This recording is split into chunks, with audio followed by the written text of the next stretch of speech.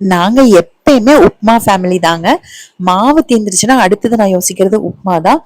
உப்மா தானே சிம்பிள் அப்படின்னு சொல்றோம். ஆனா அதுக்குமே சேர்க்க வேண்டிய பொருள் எல்லாம் சரியான அளவுகள்ல சேர்த்து பண்ணும்போது ரொம்ப அருமையான உப்மா கிடைக்கும். எனக்கு எப்பவுமே உப்மா சுட சுட சாப்பிடுறதுக்கு ரொம்ப பிடிக்கும். நான் இன்னைக்கு 2 டம்ளர் அளவுக்கு வெள்ளை ரவை எடுத்திருக்கேங்க. 1 டம்ளர் 170 கிராம்ஸுங்க. இப்ப இதுக்கு மீடியம் சைஸ்ல இருக்கிறதுனால 3 பெரிய வெங்காயம் எடுத்திருக்கேன். இல்லைன்னா 2 போது, கொஞ்சம் பெருசா இருந்தா 4 பச்சை மிளகாய், கொஞ்சம் கருவேப்பிலை, 2 துண்டு இஞ்சி.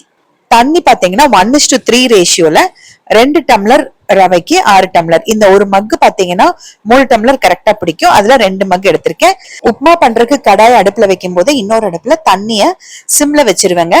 இப்ப இந்த கடாயில நம்ம ஒரு 5-6 ஸ்பூன் அளவுக்கு எண்ணெய் ஊத்திக்கலாம். எண்ணெய் சூடானதுக்கு அப்புறமா கடுகு, தாராளமா கடலைப்பருப்பு, உளுந்து பருப்பு, ஒரு கைப்பிடி அளவுக்கு முந்திரியும் சேர்த்துக்கலாம். உங்ககிட்ட முந்திரி இல்லைன்னா வேர்க்கடலை கூட சேர்த்துக்கோங்க. இது லைட்டா ஃப்ரை ஆகட்டும். பாதி ஃப்ரை ஆனா போதும். நல்லா அடிகனமான கடாய் எடுத்துக்கோங்க. அடுப்பு சிம்ல வச்சுக்கோங்க. இஞ்சி கட் பண்ணி இடிச்சு எடுத்திருக்கேன். எல்லாமே வெங்காயம், பச்சை மிளகாய் எல்லாமே வெட்டி வச்சிருக்கேங்க. இப்ப இந்த பருப்பெல்லாம் பாதி வதங்கினதுக்கு அப்புறமா நான் அந்த பச்சை மிளகாவை முதல்ல சேர்த்துட்டு அந்த மிளகாய் லைட்டா ஒயிட் கலர் ஆகும் பாருங்க, அது வரைக்கும் நம்ம வதக்கணும். அப்பதான் காரம் நல்லா இறங்குங்க. இப்போ மிளகாய் வதக்கினதுக்கு அப்புறமா நம்ம நீள நீளமா வெட்டி வச்சிருக்க வெங்காயம், இஞ்சி இடிச்சு வச்சிருக்கோம் பாருங்க, அது கருவேப்பிலை எல்லாமே சேர்த்துட்டு சிம்ல வச்சு நல்லா வதக்கிக்கலாம். வெங்காயம் ரொம்ப கலர் மாறக்கூடாதுங்க. ஆனா நல்லா அந்த டிரான்ஸ்பரண்டா வரணும், கண்ணாடி பதத்துல வரணும். இதுக்கப்புறமா நான் எடுத்து வச்சிருந்த ரவைய உள்ள கொட்டிக்கிறேன். ரவை எப்பவுமே பிளேட்ல கொட்டிட்டு ஏதாவது பூச்சி இருக்கான்னு பார்த்துட்டு அதுக்கப்புறமா சேர்த்துக்கோங்க. இப்ப இந்த ரவைய 2 நிமிஷம் வதக்கிக்கலாம். இப்ப இந்த டைம்ல நம்ம தண்ணி அடுப்புல வச்சிருக்கோம் பாருங்க, அது ஹை ஃபிளேம்ல வச்சுக்கோங்க. ஏன்னா 2 நிமிஷம் ரவை வறுபடுறதுக்குள்ள அந்த தண்ணி கொதிக்கணும். இது ஏற்கனவே வறுத்த ரவை தான், இருந்தாலும் ஒரு 2 நிமிஷம் வறுத்துக்கலாம்.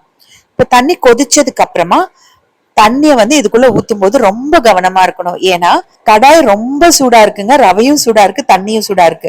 முதல்ல கொஞ்சம் கொஞ்சமா ஊத்திக்கோங்க, நல்லா படபடன்னு தெரிக்கும். அதுக்கப்புறமா மீதி இருக்கிற தண்ணிய கொஞ்சம் கொஞ்சமா முழுவதுமா ஊத்திக்கலாம், கலந்து விட்டுக்கலாம் நல்லா. இந்த மாதிரி பண்ணும்போது ரவைய தனியா வறுக்க தேவையில்லை, கட்டியும் தட்டாதுங்க, ஒரு கட்டி கூட இருக்காது. இன்னொரு முக்கியமான பாயிண்ட் என்னன்னா, நம்ம தண்ணி அடுப்புல வைக்கிறோம் பாருங்க, அது ரொம்ப நேரமும் கொதிக்க கூடாது.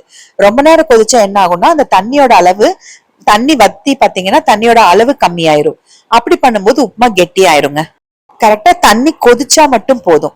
நான் இதோட 1 ஸ்பூன் அளவுக்கு உப்பும் சேர்த்து நல்லா கலந்து விட்டுட்டு மூடி வச்சிடுறேங்க. ஒரு 2 நிமிஷம் மூடி வச்சு வெந்தா போதும்.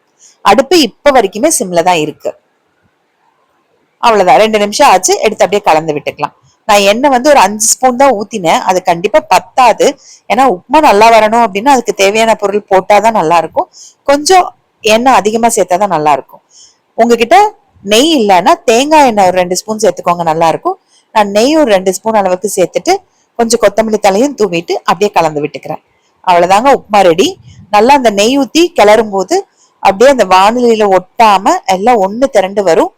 அப்பதான் உங்களுக்கு நல்லா இருக்கும். இல்லைன்னா களி மாதிரி ஆயிருங்க. இந்த மாதிரி செய்யற உப்புமா நல்லா ஆறினாலுமே சாஃப்டா இருக்கும். நான் சில டைம் லஞ்சுக்கு கூட உப்புமா எடுத்துட்டு போவேங்க. உங்ககிட்ட கேரட் பீன்ஸ் இருந்ததுன்னா அது கூட சேர்த்துக்கோங்க. நான் இந்த வெள்ளை ரவை உப்புமாக்கு தக்காளி சேர்க்க மாட்டேன், நான் பண்ற மெத்தட்ல காமிச்சிருக்கேன். கேரட் பீன்ஸ் எடுத்தீங்க அப்படின்னா கூட ஒரு தக்காளி சேர்த்துக்கலாம். அது பாத்தீங்கன்னா வெங்காயம் வதங்கினதுக்கு அப்புறமா கேரட் பீன்ஸ் தக்காளி எல்லாம் சேர்த்து நல்லா வதக்கிட்டு அப்புறமா ரவை சேர்த்துக்கும். ஆனா அது கிச்சடி மாதிரி ஆயிரும். அடுப்பு ஆஃப் பண்ணிட்டு அப்படியே மூடி வச்சிட்டீங்கன்னா சூடாவே இருக்கும். இதுக்கு தொட்டுக்கறதுக்கு எப்பயுமே நாங்க சர்க்கரை வச்சுக்குவோம், இல்லைன்னா தேங்காய் சட்னி.